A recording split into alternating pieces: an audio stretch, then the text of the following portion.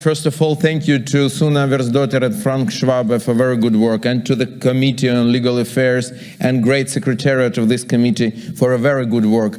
And I want to tell you that is extremely important reports, and I want to stress your attention on North Caucasus. That's very important. That shows to all of us what is Russian Empire, what is Russian Federation. In 19th century it was said, it is prison of nations. And it is absolutely true. And those nations who try to rebel and to free themselves, they are suppressed with unbelievable brutality.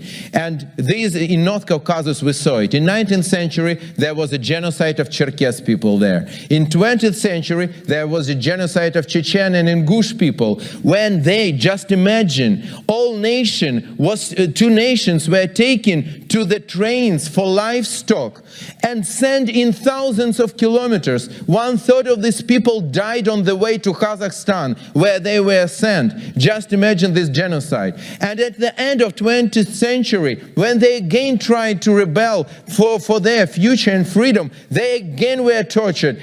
Almost 200,000 Chechen people were killed. And for what? To make from Chechen people just fighters for Putin to attack new countries like Ukraine. Unborn in 2000 Chechen boys are now fighting in Ukraine against Ukrainians, led by collaborant, butcher and traitor of his own people, Ramzan Kadyrov.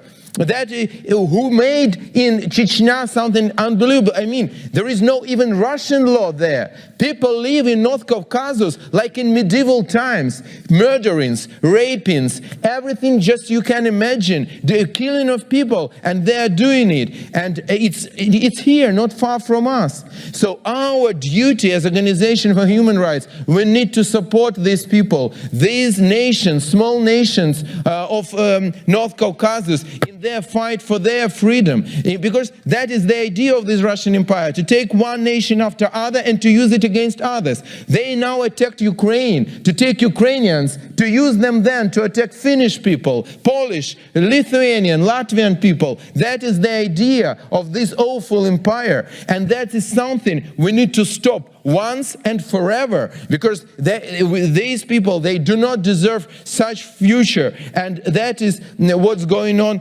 our eyes. So let us help these people, let us free these suppressed nations in Russian Federation, let us kill this zombie empire once and forever, let us free these people and give them possibility to live in normal life, not in medieval times, not being just a meat for Putin like he is using them now. Thank you very much.